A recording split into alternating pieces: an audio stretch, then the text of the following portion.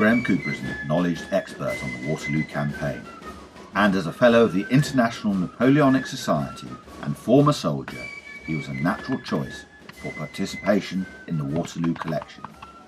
These are short clips from the resulting programmes.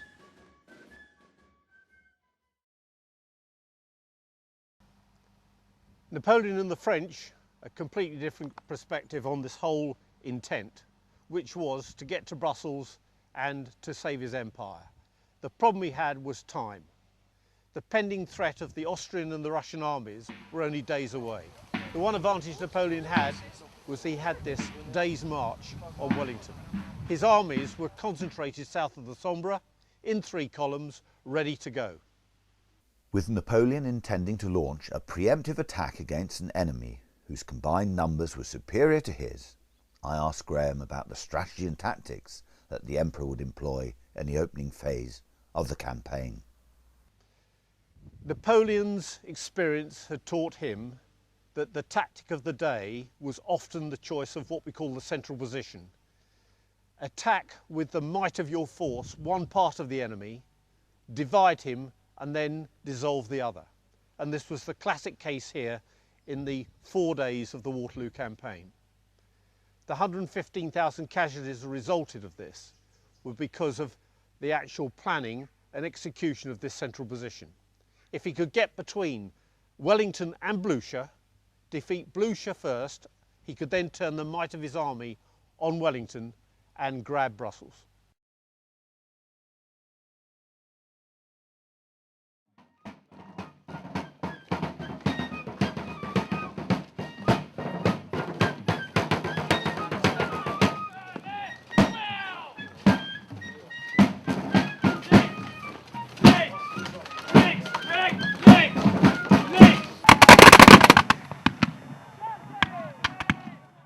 And you can see it there, the village of Frana. And this is where the French were actually resting before the battle. We've had a good walk up and down this lane which is on the crest of the ridge, and this is just about the only place we can see the village where the French were and the road to the south. I reckon this must be where Wellington came to view what was happening. That was his trait throughout the whole of the Peninsular War. If he could do a personal recce, he would do it. And in this instance, Tim, it is no different. He came forward to where he could see the French army in their bivouac. And as you look at the ground here, this is the very nearest point you can get to that bivouac area where you can actually see what was going on. And there they are in the rye, which is, you know, our height. Their campfires are burning because they always traditionally take onion soup before battle. And Wellington... So this was on the morning of the 16th. Yes. Okay, so he's ridden all the way from Brussels and he's here. And he arrives here about 10:15 at Quatre Bras. And he's fully aware that this is the only battle that he's about to fight where he never chooses the ground. He's forced into this battle. Once he'd been up here and satisfied himself that the French weren't imminently going to attack, he then had his chief of staff in action. Yes, he was then given the orders to sit down and write this deposition, this declaration to Blucher that his troops were, and this is where it gets very fuzzy because we do not know who said what. Was it Delancey's concoction in this letter to Blucher, or was it Wellington's direct? I think it was definitely both of them knowing what they were doing, with the main aim of giving Blucher the clear confidence that Wellington was at hand, so Blucher could then take on But his the French. army was actually much further away. Absolutely, much further away. A good 2.5, 3 hours? Oh, more than that. The cavalry was still way off, sort of nearly 45 miles away. Wow, and the infantry, they were concentrating at Nivelles.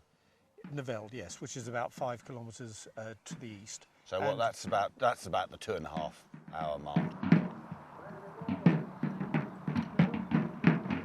When Wellington decided to go and meet Blucher in the mill at Ligny, at Brie on the hill, he took with him his Hussar escort, and it was such a hot day that all his troops carried pink parasols. to defend Liberated heat. from the ladies of Belgium. Wherever they came from. And Tipperkirch's 5th Brigade, Prussians, wolf whistled them as they went I past bet to they join did. Bruce. Yes. Typical squaddies.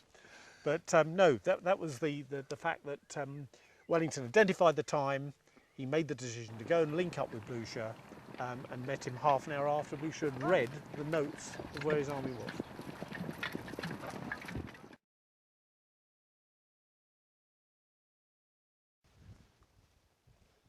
Quite a farm, really. It is, isn't it? It's beautiful in its construction and everything else. Graham, I can see from the plaque on the wall that this was Ney's headquarters the night before the battle.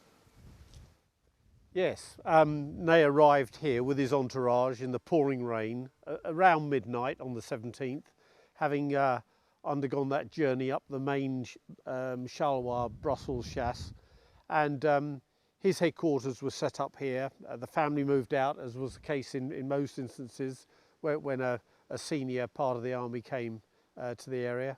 And the next morning he and his staff took prayers in this chapel before he then made his way across the fields here to join Napoleon for his infamous senior management crisis meeting in Le Caillou.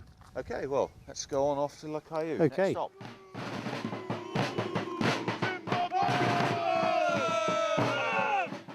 I've been here to Le Caillou, Napoleon's last headquarters, before with Graham.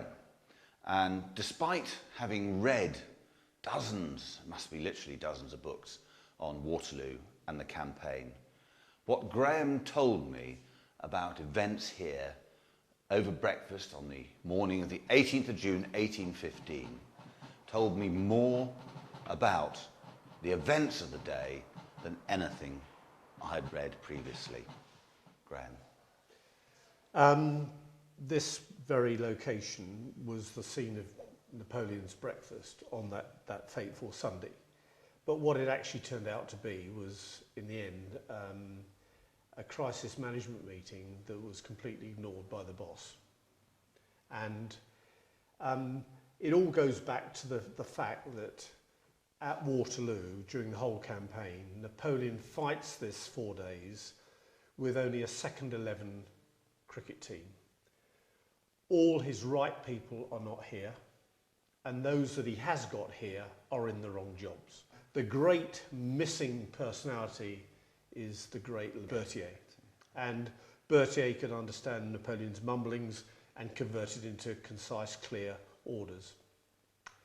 And so around this breakfast table you've got a lot of substandard commanders. You've got the bravest of the brave in Ney himself, who is branded by his own history, but essentially you've got an emperor who is conceited.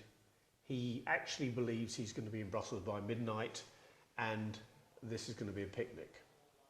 And we have that in the conversations that took place in this room. The first conversation, I'll read you the quote, is the opening statement by Napoleon himself. The enemy army exceeds ours by nearly a quarter, but the odds are in our favour 9 to 1. Now, on what he bases that, one can only guess. Perhaps he's just talking his everybody up. Could well be. Telling the truth or perception, not the whole truth, can sometimes work. But Soult, who had the experience of the back end of Wellington's club in the Peninsula, yes, came forward and actually voiced his concerns. And Napoleon's reply was thus, and this is quite damning. He said to Soult, looking him straight in the eyes apparently, "Because you have been beaten by Wellington, you think him a great general. I tell you that Wellington is a bad general, that the English are bad troops, and that this will be a picnic."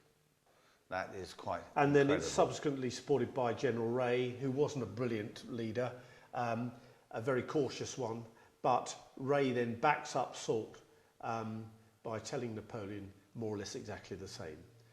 But Napoleon calls the breakfast to an end very, very quickly because he doesn't want to listen for whatever reasons, because he firmly believes that this is going to be, as he said, the picnic. And at this stage, he didn't know that the Prussians were on the way. No, he did not. He had faith in Grouchy, this cavalry commander, that by this time he's got Gerard and Van Dam's 3rd and 4th Infantry Corps, plus he's got 30 odd cannon and a load of cavalry. And the great shame, in effect, as you look on this from a military point of view, he has gone and given literally all his light cavalry to Grouchy, who are miles away chasing the Prussians up into Wavre. Well, there we have it. The decisions taken by Napoleon and his staff gathered around this very table laid the seeds for what was going to happen during the course of the day. The commander's attitude permeated right the way down through the ranks.